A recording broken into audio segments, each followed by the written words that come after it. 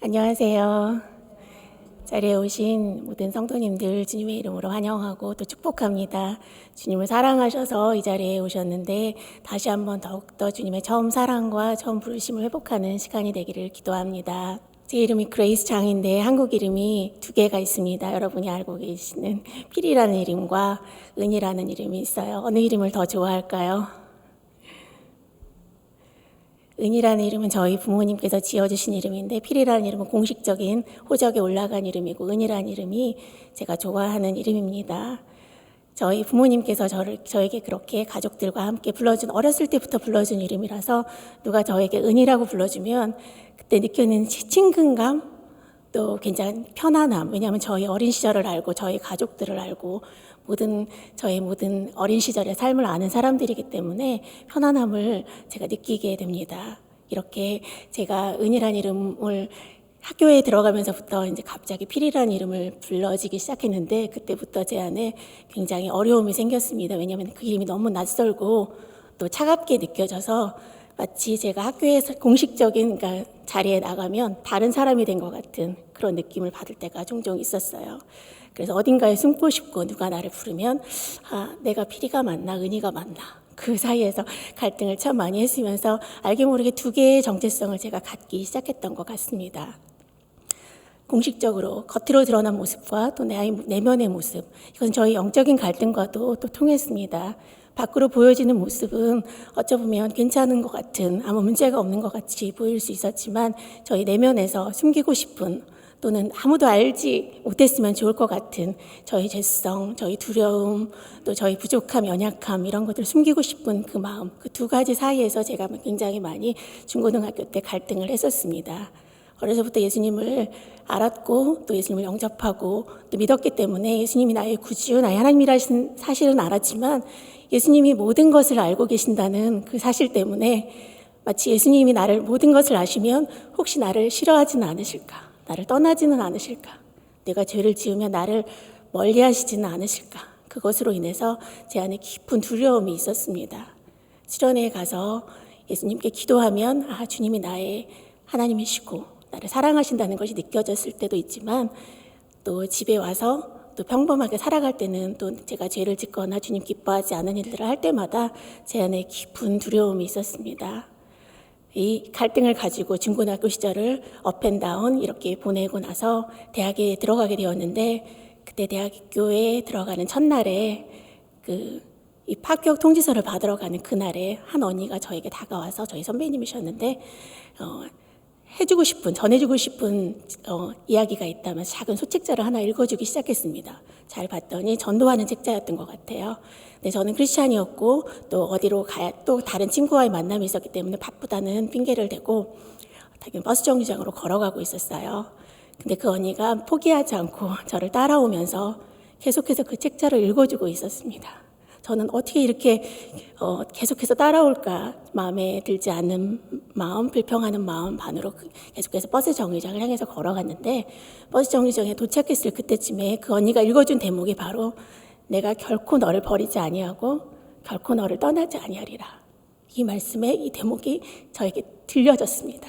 그때 저의 갈등이 주님이 나를 떠나시면 어떡하실까? 주님이 나를 버리시면 어떡하실까? 그 고민이 갑자기 이 말씀의 약속 가운데 풀어지기 시작했습니다. 주님이 내 마음의 고민을 아셨구나. 그래서 이 언니, 처음 보는 언니였는데 제가 싫다고 하는데도 저를 따라오면서 읽어준 그 언니의 그 작은 말씀이 저의 가슴에 다가와서 언니 너무 고맙습니다. 제가 꼭 들어야 되는 말씀을 오늘 언니가 저에게 해주셨습니다. 집에 가는 내내 그 말씀이 제 마음에 떠나지가 않았습니다. 주님이 한 번도 나를 떠난 적이 없으신데 내가 주님을 기억하지 않았구나. 주님이 떠났다고 생각하고 내 마음대로 살았구나. 주님이 나를 떠나지 않는다는 그 사실 때문에 이제부터는 내가 주님을 좀 알아야 되겠다. 그동안 주님 섭섭하게 해드린 거 있었는데 주님을 따라가야 되겠다 시작하면서 성경을 읽기 시작했습니다. 사실은 성경 말씀을 교회에서 많이 들었지만 제 개인적으로 읽기 시작한 것은 처음이었습니다. 요한복음부터 읽기 시작했는데 요한복음에 있는 수많은 예수님을 만난 사람들의 이야기가 하나씩 제 안에 들어왔습니다. 요한복음에 처음 예수님을 만난 제자들, 그리고 베드로, 안드레, 수많은 사람들의 이야기를 통해서 나도 이 사람 중에 하나구나, 주님이 나를 만나주셨구나, 그 사실이 저에게 깊이 다가왔습니다. 그리고 오늘의 성경 말씀 요한복음 21장의 이 말씀이 저에게 다가왔을 때 다시 한번 주께서 제 마음을 움직여 주셨습니다. 주님이 제게 물으시는 것 같았습니다. 제가 좋아하는 이름 은희라 그랬죠. 은희야, 네가 나를 사랑하느냐? 사실 내 주님 사랑합니다 이 말을 하기에는 저에게 부족함이 많았습니다. 왜냐하면 저희가 다른 것들을 사랑한 적도 많았거든요. 그렇지만 또 주님을 사랑하고 싶은 그 마음도 주님이 아실 거라고 생각했습니다. 베드로도 그렇게 말했었던 것처럼 저에게도 주님 그렇습니다. 주님이 나를 사랑하는 거 주님이 아십니다. 저의 그 고백 속에 주님께서 부탁하시는 그 다음 말씀, 베드로에게 하셨던 그 말씀이 들려지기 시작했습니다. 내 양을 먹이라. 내 어린 양을 먹이라. 내 양을 치라. 저의 성격과 또 제가 좋아하는 일과는 별로 관계는 없었습니다. 왜냐하면 저는 사람들 앞에 서는 것을 굉장히 두려워하는 사람이었기 때문에 조용히 혼자서 있기를 좋아하는 사람이었고 사람들 앞에 이렇게 서면 숨고 싶은 사람이었습니다. 그런 저에게 내 양을 먹이고 주님의 양을 먹이고 주님의 양을 치라는 그 말씀은 굉장히 크게 다가왔습니다. 하지만 주님께서 저에게 대학교 4년 동안에 계속해서 격려해 주시고 처음에는 작은 스몰 그룹부터 시작했어요. 내가 여러 사람 앞에 나가서 하나님 말씀을 전하는 것은 자신 없지만 2명의 사람에게, 1명의 사람에게, 2명의 사람에게, 3명의 사람에게는 전할 수 있겠다. 내 후배들에게는 전할 수 있겠다. 그렇게 해서 시작한 작은 성경 공부가, 작은 순모임이 저의 삶에서 지속되면서 대학교 4학년 때 진로를 결정할 때 주님 제가 어떻게 살기를 원하십니까? 제 인생을 어떻게 드리기를 원하십니까? 그 기도 속에서 주님께서 다시 한번 이 말씀을 또 기억나게 해주셨습니다. 주님을 사랑하니, 네가 나를 사랑하니 내 양을 먹이라. 내 양을 치라. 내 어린 양을 먹이라. 이 말씀이 다시 한번 제 마음에 깊이 다가와서 네, 그렇게 하겠습니다. 그리고 저에게 그 예수님의 사랑을 깨닫게 해준 그 언니, 대학교 때 저에게 다가와서 작은 소책자를 전해준 그 언니처럼 저도 대학 캠퍼스에서 예수님을 전하는 사람이 되어야 되겠다. 결심하게 되었습니다. 왜냐하면 예수님이 아니고는 세상에 그 어떤 사람도 참된 평화와 기쁨을 누릴 수 없었기 때문입니다. 제가 주님을 알았지만 두려움 속에서 살았던 제 모습이 예수님을 만나고 예수님의 사랑을 경험한 이후에 변화되었기 때문에 예수님을 전하는 사람이 되어야 되겠다. 비록 캠퍼스에서 나를 거절할지라도 저 같은 사람이 있을 것 같아요. 제가 다가갔을 때 저는 듣기 싫어요. 그리고 거절하는 그 사람일지라도 거절했던 저를 따라오면서 전해준 그 언니 때문에 저도 그럼 그 일을 한번 해보겠습니다. 그래서 한 사람이라도 예수님을 만난다면 주님 그 일을 해보겠습니다. 그렇게 시작한 죄송합니다. 제가 처음 그 부르심의 생각이 나서 잠시 시작한 그 일이었습니다. 그런데 그렇게 시작해서 주님 그래서 저를 사용해 주십시오. 시작한 길이었는데 포기하고 싶었던 때는 없었을까요? 많이 있었습니다. 주님 따라가면 주님께서 함께 해주시고 또 모든 필요를 채워주시고 또 다 인도해 주시고 함께 하실 거라는 것을 믿고 시작한 그 길이지만 중도에 여러 가지 어려운 상황들을 만날 때 좌절하기도 하고 또 포기하고 싶기도 하고 그런 순간들이 참 많았었습니다. 그 중에 하나는 제가 다른 사람들에게 복음을 전하고 또 그 사람들에게 하나님 말씀을 전하는 그 일을 하면서 제가 제 자신과의 싸움에서 졌을 때였습니다. 저와의 싸움에서 또 주님 기뻐하지 않는 일을 행하는 제 모습을 보면서 너무 마음이 아팠습니다. 내가 주님을 전하면서 여전히 나는 죄 가운데 살고 있는 저의 죄된 모습이 어느 날 드러났을 때 제가 어딘가에 숨고 싶어서 제가 이 일을 계속할 수 있을까?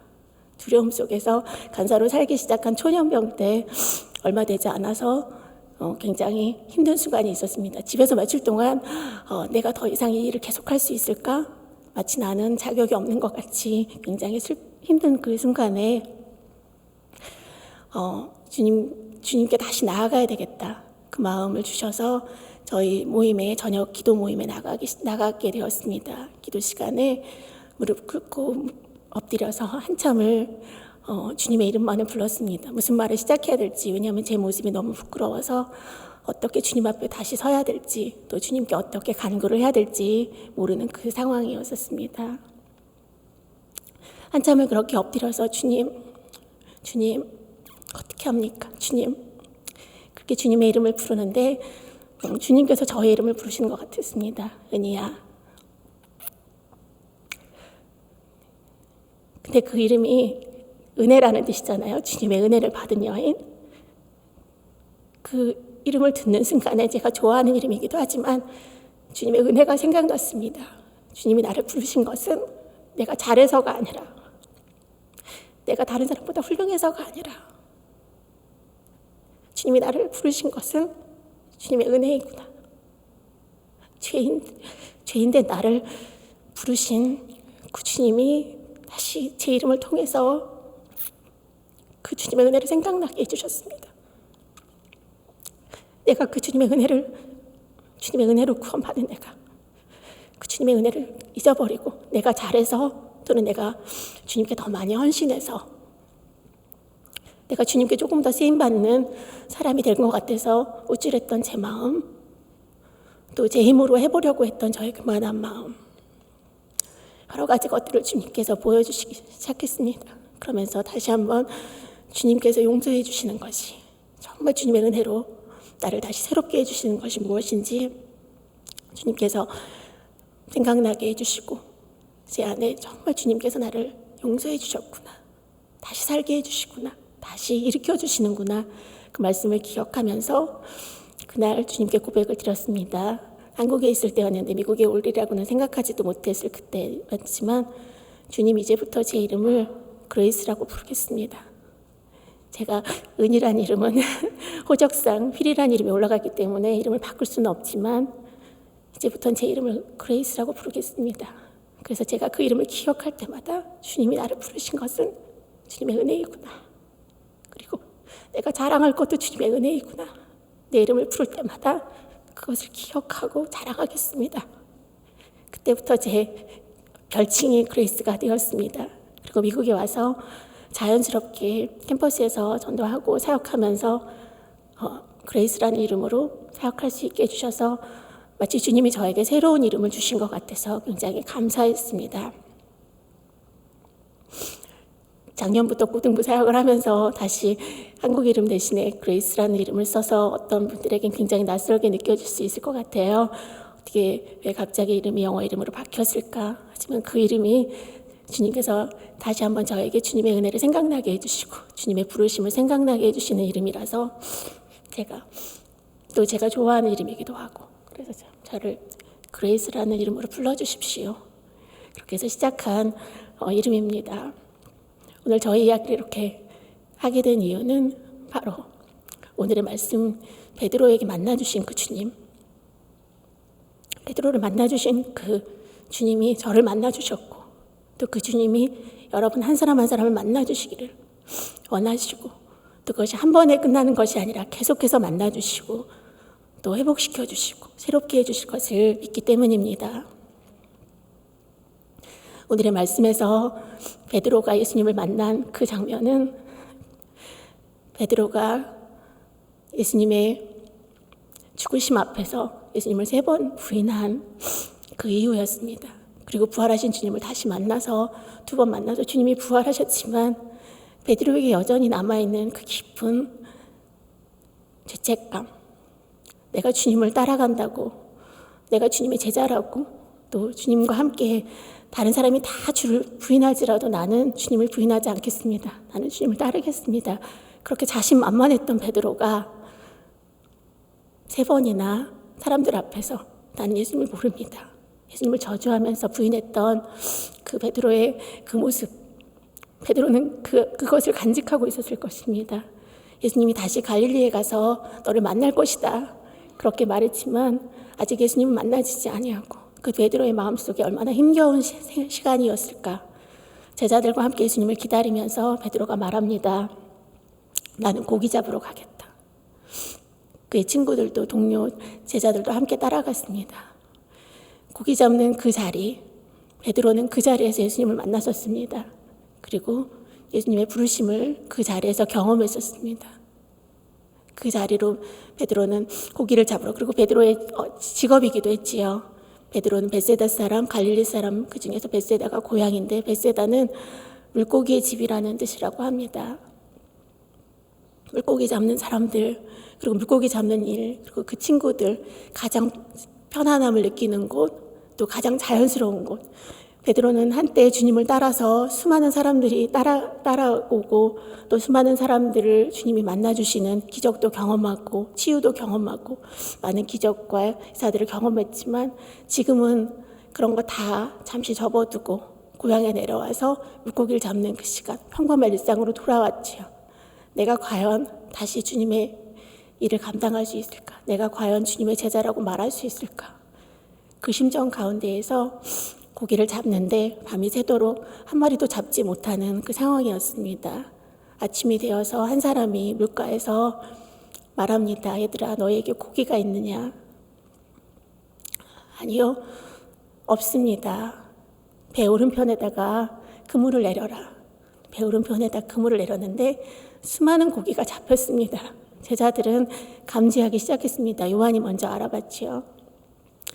주님이시다. 베드로는 그 얘기를 듣자마자 물속으로 뛰어들어가서 헤엄을 쳐서 주님을 만나러 갑니다.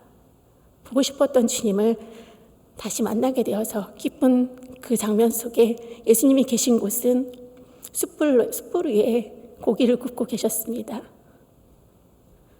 베드로는 숯불 앞에서 예수님을 3번 부인했었습니다. 그런데 그 주님이 지금 숯불 앞에서 고기를 구워주신 그 장면 속에서 베드로는 다시 한번 그의 죄와 아픔이 생각났을 것입니다. 그런데 주님은 그런 지난 날에 대한 책망이 아니라 먹을 것을 주십니다. 떡도 주시고 물고기도 주시고, 떡과 물고기를 주시는 주님, 기억났을 것입니다. 벳세다, 그들의 고향 마을에서 수많은 사람들이, 수천 명의 사람들이 예수님을 따라왔을 때, 먹을 것이 없었을 때 예수님이 말씀하십니다. 그들이 먹을 것이 없는데 기진하게 되었으니까 너희가 먹을 것을 주어라. 그때 제자들이 말하지요. 우리에게 먹을 것이 없습니다. 돈이 모자라고 어찌 우리가 그들에게 먹을 것을 줄 수 있겠습니까? 그때 있었던 작은 물고기 2마리와 보리떡 5개로 주님은 5,000명의 사람들을 먹여주셨습니다. 그 장면도 생각났을 것입니다. 주님이 먹을 것을 주시는 장면. 그 모든 지난 추억들이 베드로 안에 다시 한번 생생하게 살아났을 것입니다. 그때 주님께서 조반을 먹은 후에 베드로에게 말씀하십니다. 오늘의 성경 말씀이지요. 요한의 아들 시몬아, 주님이 그렇게 부르십니다. 베드로야 이렇게 부르지 않으셨어요. 요한의 아들 시몬아. 이 요한의 아들 시몬, 주님께서는 처음 베드로를 만나셨을 때 바로 이렇게 말씀하셨습니다. PPT에 띄워주시면,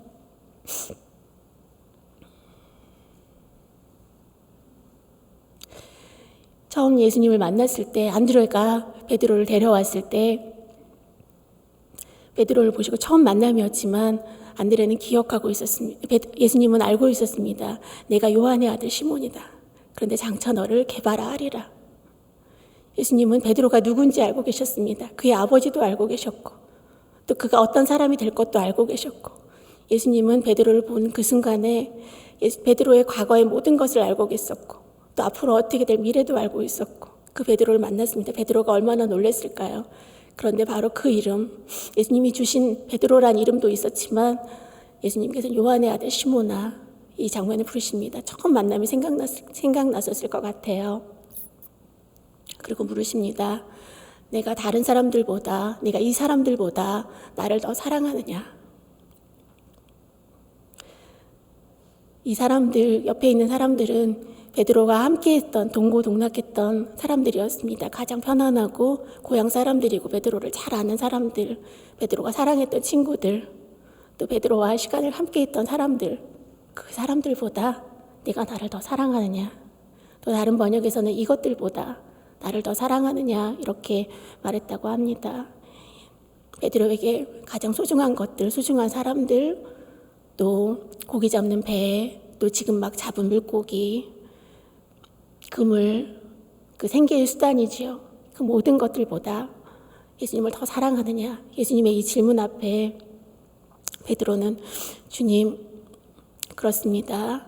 내가 주를 사랑하는 줄 주께서 아십니다. 이렇게 대답합니다.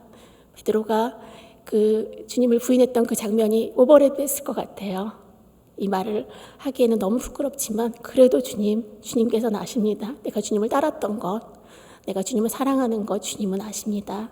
베드로에게는 그 장면이 오버랩되면서 주님께 그래도 고백합니다. 그의 중심을 고백했을 때 주님은 계속해서 물으십니다. 요한의 아들 시몬아, 내가 나를 사랑하느냐? 베드로가 또 대답하죠. 주님, 주께서 내가 주를 사랑하는 줄 주님이 아십니다. 네, 주님이 한 번 더 물으셨습니다.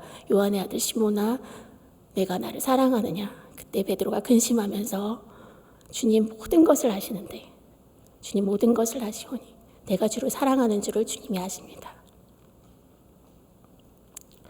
주님이 베드로의 과거와 현재와 미래의 모든 것을 알고 계셨습니다. 그리고 주님께서 실패와 죄와 또 넘어짐과 두려움과 그 모든 것을 알고 계셨습니다.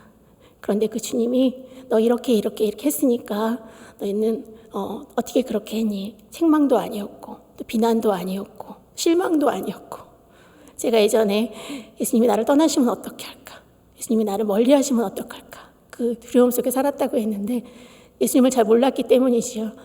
예수님은 그것을 다 알면서도 불구하고 죄인임을 알면서도 불구하고 베드로를 사랑하셨습니다. 그리고 그 주님은 이 자리에 있는 우리 한 사람 한 사람을 그렇게 사랑하십니다. 우리의 과거와 우리의 현재와 미래를 아시고 우리 삶의 모든 고난과 아픔과 슬픔을 아시고 두려움을 아시고 환난을 아시고 염려를 아시고 그 모든 것을 아시는 주님이 우리를 사랑하십니다.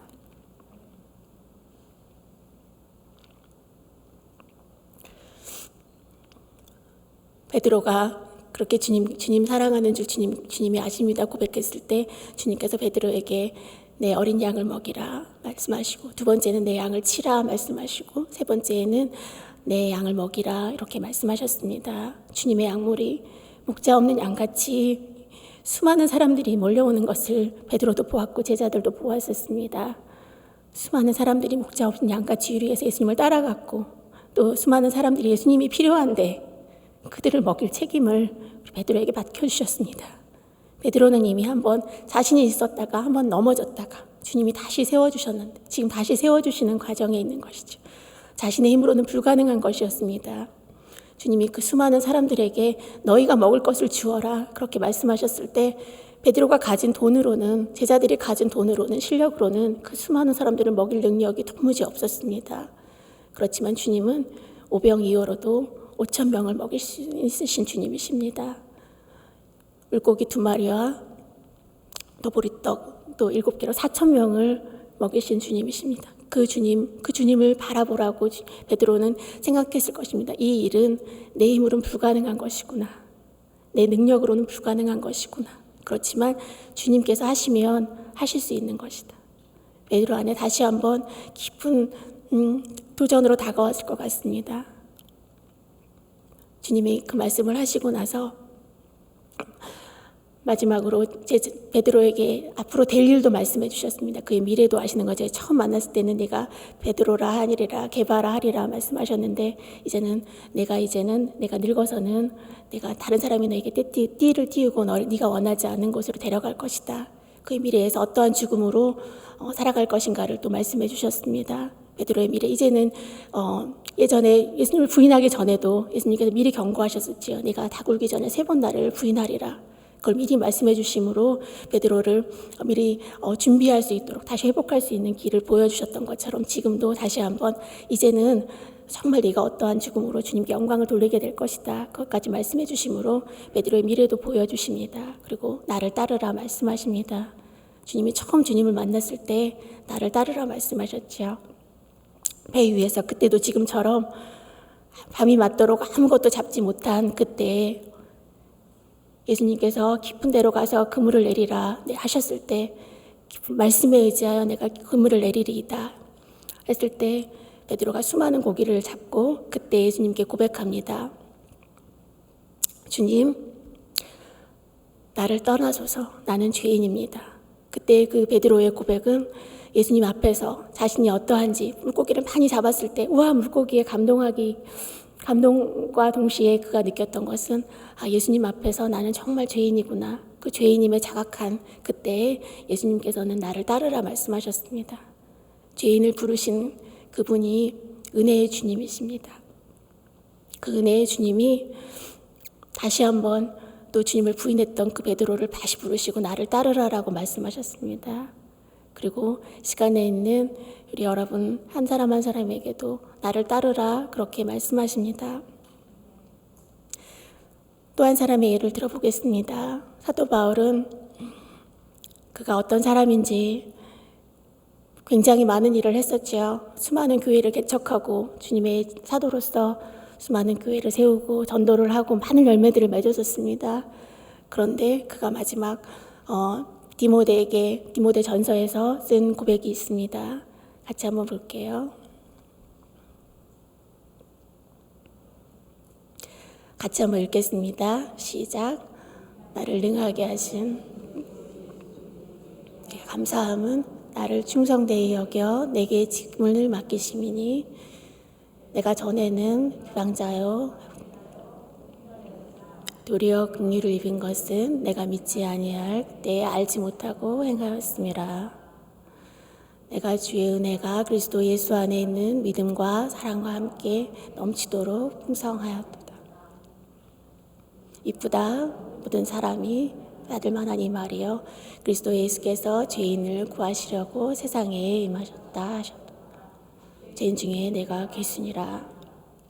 그러나 내가 긍휼을 입은 까닭은 예수 그리스도께서 내게 먼저 일지에 오래 참심을 보이사 후에 주를 영생 얻는 모든 자들에게 본이 되게 하려 하심이라. 영원하신 왕 곧 썩지 아니하고 보이지 아니하고 홀로 하나이신 하나님께 존귀와 영광이 영원토록 있을지어다. 아멘. 아멘. 이것이 사도 바울의 고백이었습니다. 내가 수많은 일을 했다. 나의 업적을 자랑한 것이 아니라 내가 누구 있는지, 내가 회방자였고 내가 핍박자였고 내가 죄인 중에 괴수임을 그가 인식하고 있었습니다. 그것이 바로 그가 평생토록 주님을 따라갈 수 있었던 또 주님의 증인으로서 살아갈 수 있었던 이유가 되었습니다. 그의 마지막 사도행전에서 에베소 장로들에게 그가 또 고백했던 말이 있습니다. 이것도 같이 한번 읽어볼게요.